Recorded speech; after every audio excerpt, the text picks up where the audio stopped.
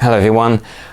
As you know, I was on the radio fairly recently, Radio Winchcombe, talking about the paranormal with Phill Bird on his show Something a Little Bit Different.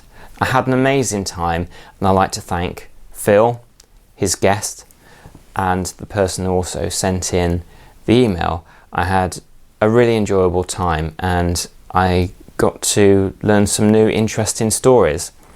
I am aware that not all of you were able to hear this interview that I did, so I have put on my channel a recording of the chat that I had with Phill Bird. I have edited it down. If you want to see the full version, or hear the full version I should say, with all the music and just a couple of extra bits and pieces we spoke about which didn't involve the paranormal, then I put the link to the Mixcloud that was uploaded of the show. If anybody has a paranormal story, please put it in the comments below, as I'm always interested to hear people's personal stories.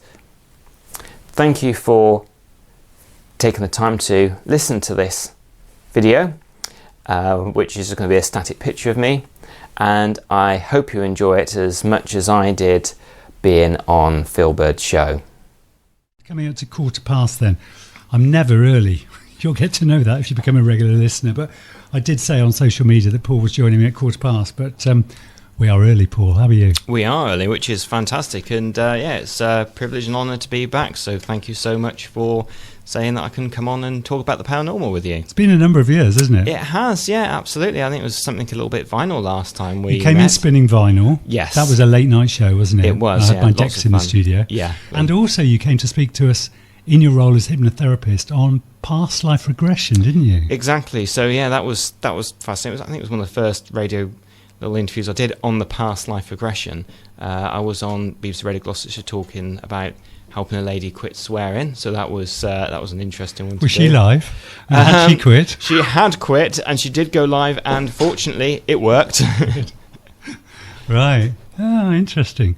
So how has the paranormal come into this for you? So for me, I've always had an interest in the paranormal, and I used to go around doing ghost investigations. I was incredibly interested in ghosts, spooks, from about the age of 8, I think, maybe even younger, by buying the children's books on ghosts and just being fascinated with the stories. Particularly loved when you used to have in these books a section of ghost photographs, which could possibly be a spirit or somebody coming through. So I like that. Always been interested in UFOs, crop circles, all sorts of strange phenomena.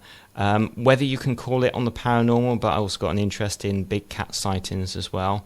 Cryptids, that's always a fun, like the Loch Ness Monster. Cryptids, yeah. So which I would say about the new paranormal, Paul Goddard Paranormal channel, I'm going to be interviewing on Tuesday, 8 in the evening, Ken Gerhardt, who's a cryptozoologist. So cryptozoology comes from cryptid, so that is a Greek word meaning hidden. So you've got like the crypts in churches that are hidden, and zoologist is the study of animals. So this is the study of hidden animals. So we're talking Bigfoot, the Loch Ness Monster. They've got something in America as well called the Thunderbird, which are giant birds, and the reason why they're called Thunderbirds is because the flapping of their wings, because they're so big, sounds like thunder. And you also have something in America as well called Littlefoot, which is a smaller version of Bigfoot. So yeah, he's been interested ever since he was a child. So yeah, he sort of studies those things. So it's a wide area that I'm hoping to do for this paranormal channel. I got into it basically because I was on for a while, and it was a brilliant little show. I was really pleased with what it was. But on YouTube, the lovely Lindsay and John from Exploring the Afterlife, I did a Tuesday show, and I interview all sorts of different people, from mediums to people that were investigating hauntings to more spiritual topics, and that was every Tuesday. But I kind of wanted to go around and do something on my own channel and actually visit places, and as much as fun as it is doing haunted locations, it's not just the paranormal about ghosts and hauntings. You have people that want to maybe do like ghost investigations and can't afford doing ghost investigations because they're so expensive these days to try and do them.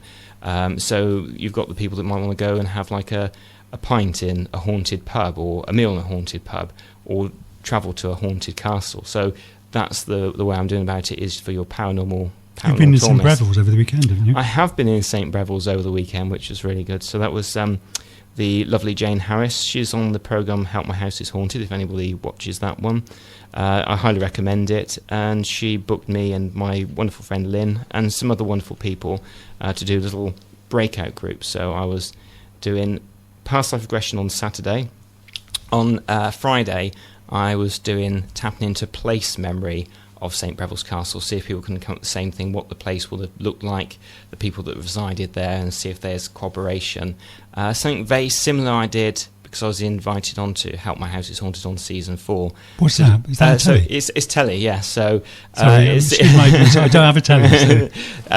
So it's on Discovery Plus, which is a streaming service currently at the moment. But April the 14th at 10 o'clock at night. On the channel, Freeview channel, really, you'll get to see my episode of where I hypnotise Barry Guy, one of the investigators, to experience what the property they're investigating was like in its heyday.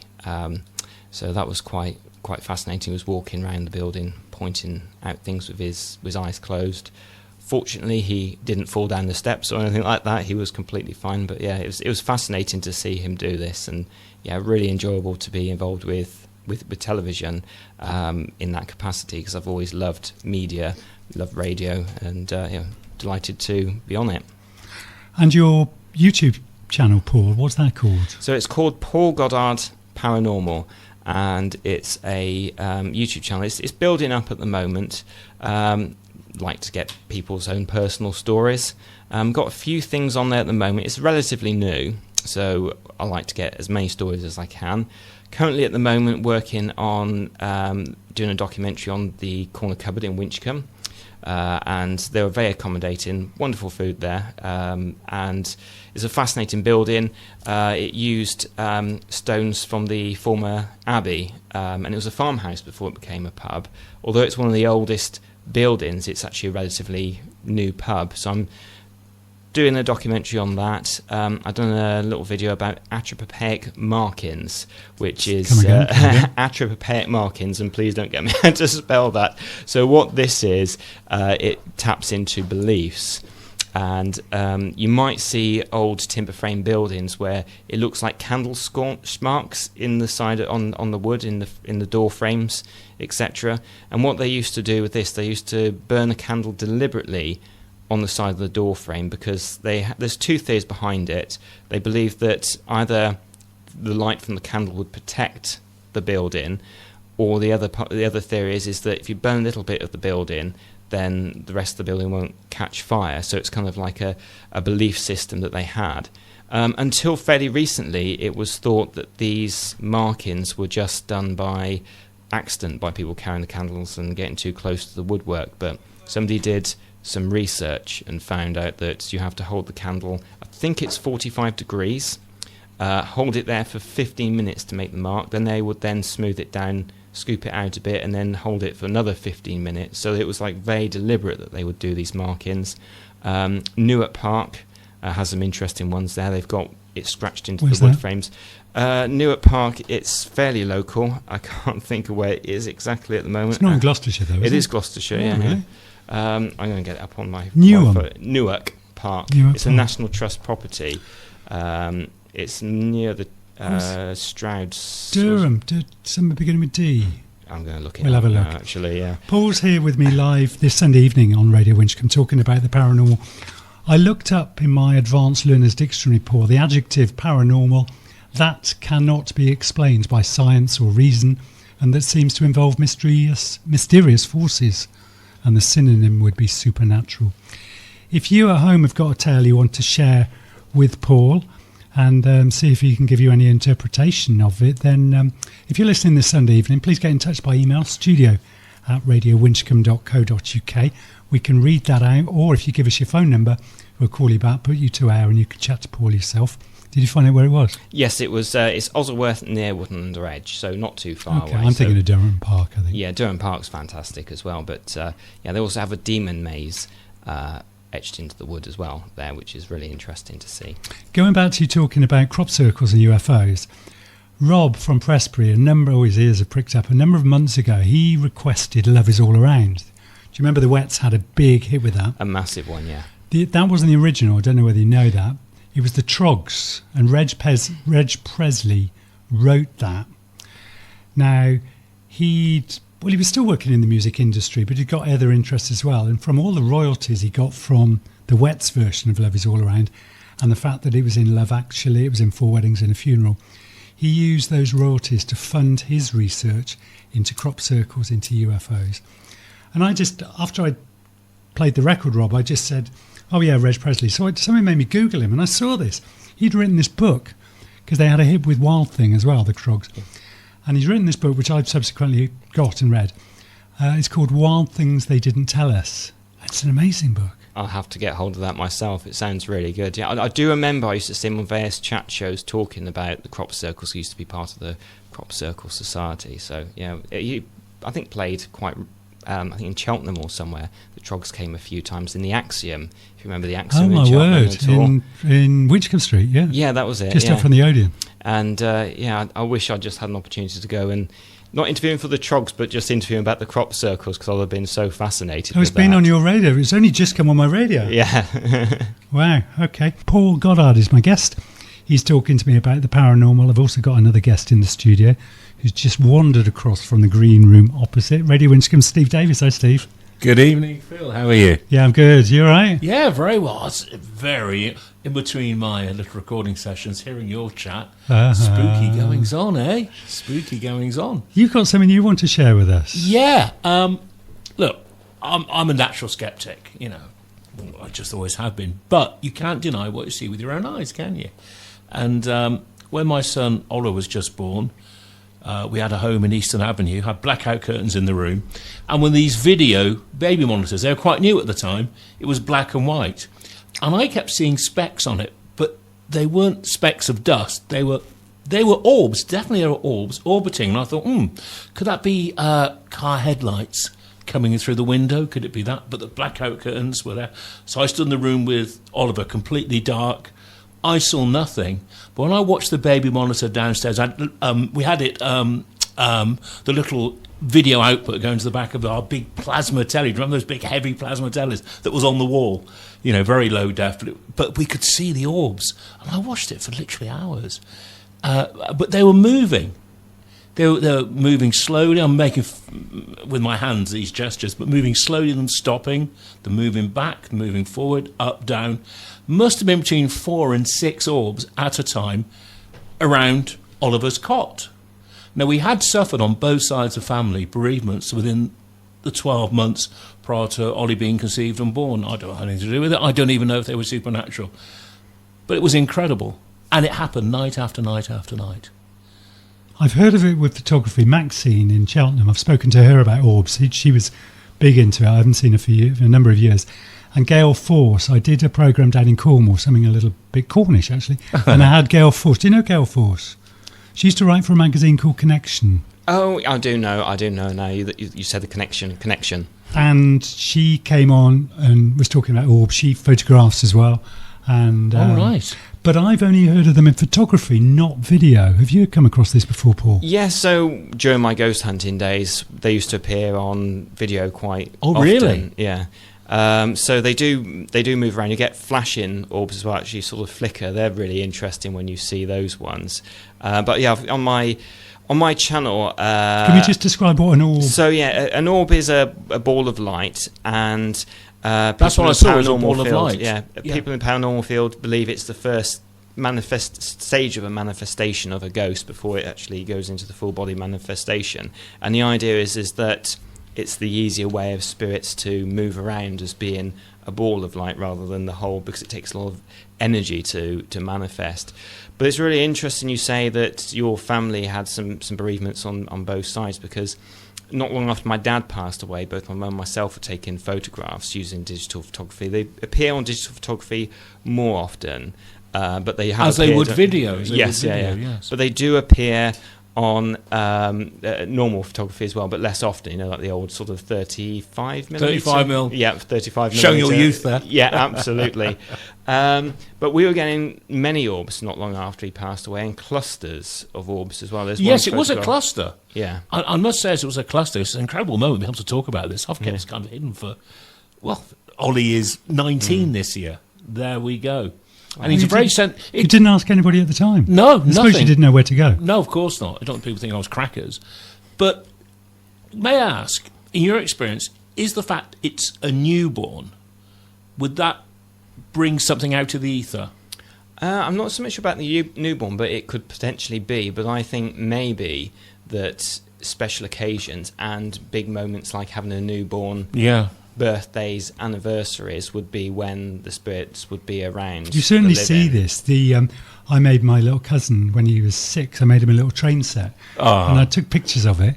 And when they were, was it digital? I'm trying to think. I was just going to say when they were developed. I can't remember whether it was digital or not. But when we look back at them, there were definitely orbs around, and his granddad had passed not long previously. Well, it's very interesting because some people say that the orbs can be dust reflecting off the camera. That's what I thought first of all initially. Yeah, we should also say that as well, because there might be somebody shouting at the radio pretty loudly. But what is interesting is that we've used the same camera since, because somebody said it's a new camera, it's different technology, and we don't seem to be getting the same amount of orbs that we were getting not long after my father passed away. So that's interesting. We've done experiments since, and there is a lot less that appear in the photography. I'm actually getting shivers up my spine, talking about this. Are you? Yeah, Have you ever discussed it with Oliver? No, never. I don't know if he's listening now. He's probably got his headphones on, some very heavy death metal going on. That's my son. Took him for a concert in Birmingham, and wow, the noise. I came outside the venue at the O2. But joking apart, they were moving in a controlled fashion. It wasn't like random... you see dust when the sunlight comes through the window, just flickers around everywhere. This was going forward, stopping, going back, going up, going down, between 4 and 6 of them on the baby monitor.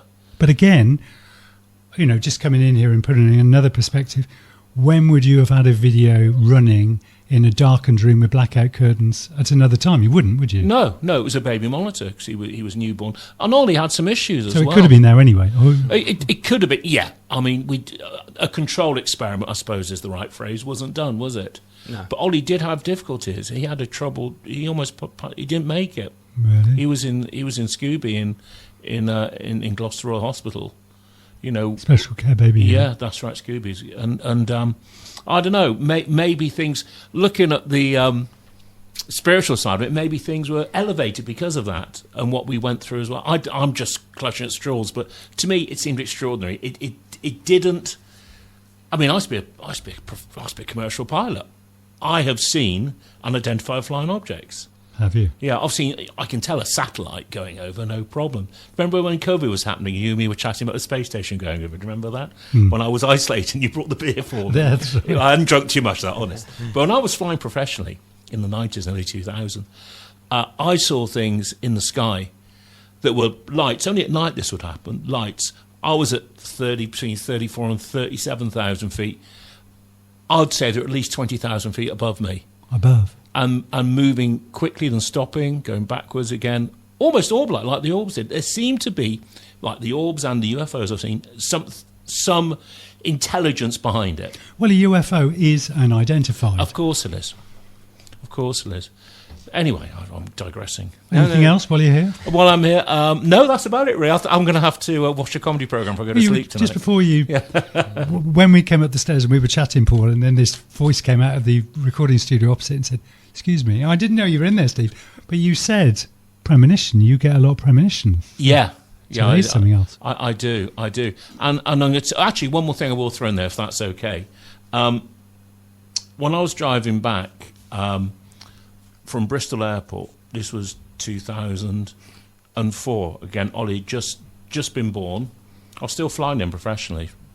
Anyway, cut a long story short, I fell asleep at the wheel of my Peugeot, and it was just by junction 13, Dursley, and the road bends to the left, it sweeps to the left. Actually fell asleep. I woke up literally half a second before I hit the back of the lorry, but I was able to put the brakes on, otherwise it'd been fatal. God. Wow. Because it was old-fashioned cruise control that wasn't adaptive, that wouldn't stop. So I was in his Peugeot 206 with cruise control that wouldn't judge there was something in front of it. So something woke you up? Something woke me up. My mum passed away back in the 90s, God rest her soul, and I'm quite convinced she was looking after me there. And I spun the car around 360 degrees, so it's facing the same way. Airbag's gone off on the bankment of the hard shoulder. And I had just had fractured ribs. That was it. Had a night in Gloucester Royal and sent home. So that's an experience, I think, where my mum was... It could have just been coincidence, of course. I was just alert, like out of nowhere. I had something similar-ish, I'll say, on the road. I was just trying to process it very quickly in seconds. Then it was headlines of the Echo. It was 2004. Same year. Mine was 2004. Was it? Yeah. I was Just after I'd been born, yeah. driving to London November. in my little red Micra, my faithful Micra that I was about to sell. So it was the cleanest it had ever been. It was empty. I often had my bike in the back with the wheel off because it wasn't long enough. Yeah. So the forks were protruding. Anyway, I was driving up the A40, notorious A40 towards North Leach. Yeah. I could see the brown National Trust sign, I think it was, in front, and the roundabout in front of me. It's a good straight section there. So I know it well. 4 o'clock in the afternoon. It was a bit iffy weather-wise. I remember I had my headlights on. What time of year was this? August. Strangely, but I had my headlights on an August afternoon. Suddenly there was this car coming towards me in my lane, overtaking a lorry coming from North Leach, coming towards the Pewsdown, in my lane. God. So coming towards you, obviously. Yeah. And there's just this single carriageway there. And I jammed on my brakes. The next thing I knew, I was whistling up the grass verge. Wow. But I hadn't steered up there. I was taken on. I told this to the Echo. I felt it was a guardian angel. They didn't print that. And then ended up in a tree just before... Well, you'll see when you next go at the A40 where the trees start, just before the North Leach and the Fossway roundabout. Well, yeah. Ended up in a tree there. And the car was a write-off. And all I got was a grazed knuckle. Not one person stopped to see if I was all right. That was the bizarre thing. Not one person. That car that overtook the lorry driver couldn't because he was an Arctic. Yeah. But we identified him, or the police did in the end. But the car driver was never identified. Well, days before dash cams, wasn't it? But I went to the Pewsdown and asked them for their CCTV.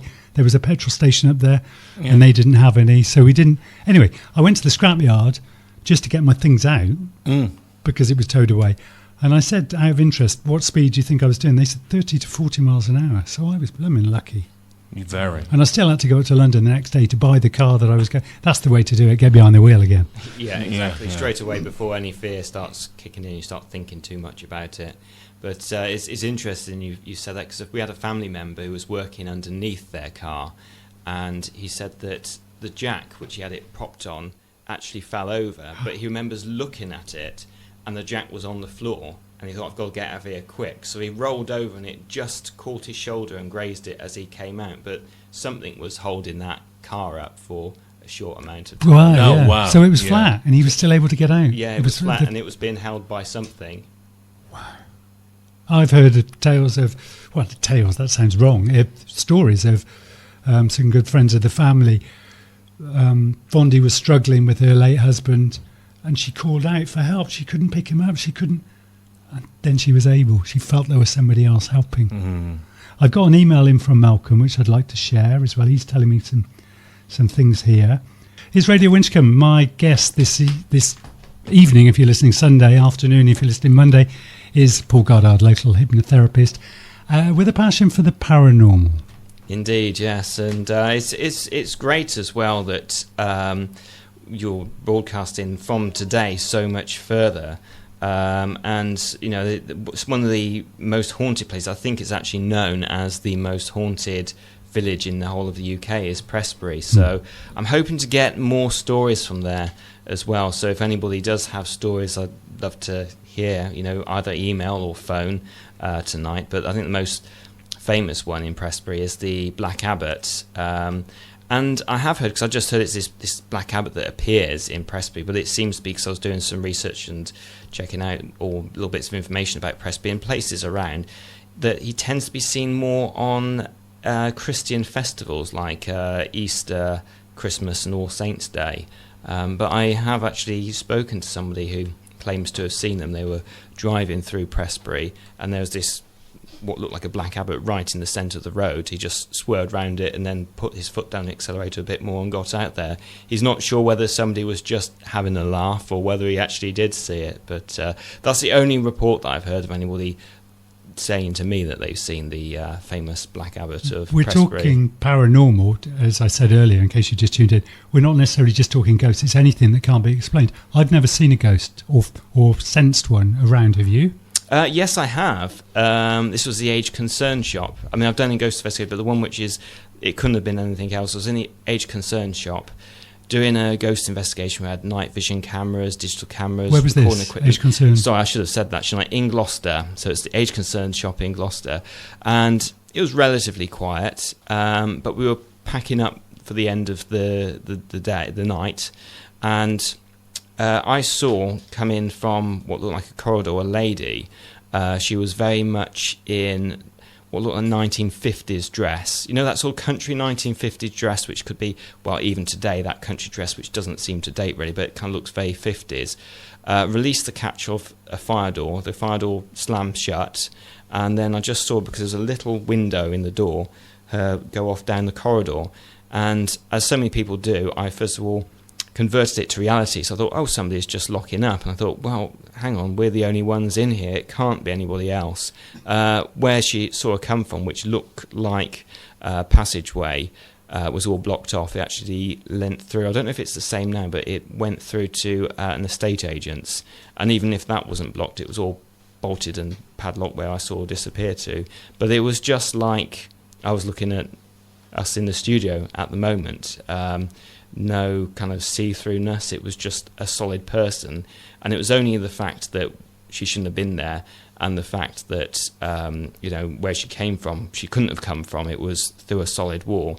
I would have just thought it was a normal person, and I think, how many times have we possibly seen something, and it is something strange, and we just put it down to being a living person, because this person that I saw, if it wasn't for me doing a ghost investigation, if I was just in the back area and I saw that, I'd have just assumed it's a person shutting the door and thought nothing else about it. Because you're doing this YouTube report on the old corner cupboard here in Winchcombe, aren't you? I am, yes. I was speaking to Andy Clayton on Friday, and his dad has had personal experiences there with a pint glass wobbling, and I've asked him some more details. And he was also telling me that the Jonathans in Barnbury in North Street here, that was the old son. Apparently they've had experiences in there, so you might want to contact them. Yeah, please. Yeah, that'd be great. So, yeah, I'd love to be in contact with them. Malcolm from Horling, thanks for going to the trouble of sending this in. Saying, Phil and Paul, I lost my father in 2011, but he's not gone. His presence is still very much here and felt on a regular basis. These are not in any particular order. Okay. A couple of years ago, Malcolm said, I was sitting in my kitchen working on my laptop all alone, as usual. My neighbours had gone to work, so their house was empty and there was no one around at all. Suddenly, without any notice, his box of batteries, 2.5 to 3 kilograms in weight, flew off the top of his cupboard and landed near the cooker, some 8 feet away. Everything on top of the box ended up on the floor, but nothing else on the cupboards was touched. So that's incident number 1. Malcolm said his father passed away in 2011. Not long after his father had passed, he had a lovely photo of him framed and put up on the wall by his TV. He sat there all day without any issues and was clearly visible whilst looking at the telly. One day, it was a lovely sunny day, so he had all the doors open as usual.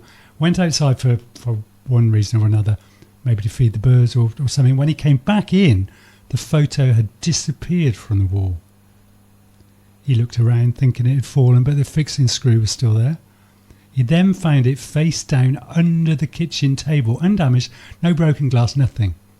He put it back up on the wall, and the following morning when he came down, he found it placed on the table, face down and undamaged, and he lives alone. Incredible stuff. and thank you for that. That's great hearing that. It's great hearing these stories from people. I'm getting shivers at my spine. This is number 3 from Malcolm. When I was about 3 or 4, he had an experience, he says, that can't be explained. Fancy remembering something that happened at 3 or 4. During the early hours of the morning, he woke up floating above his bed. The next memory he had was looking through the skylight down at himself asleep in his own bed. His room was the attic. After a few minutes or so, he heard his mother shouting for him to get up. Again and again she shouted, and eventually came upstairs really angry. He was still looking through the skylight, looking in from outside. He saw her, I'm getting shivers again. He says, I saw her reach my bed and pull the covers off, but couldn't wake me, so he was in there. He could see himself. She started shaking me. With that, I was, in inverted commas, he said, sucked back into my usual self, waking to a hug and some tears. Apparently, I'd turned blue and wasn't breathing. Wow, that sounds like an NDE, a near-death experience. It does. What I find really interesting with that as well is that people I'm speaking to that have near-death experience, quite a lot of people experience the floating up. During the work with clients' past life regressions, I'd take them through to the death experience.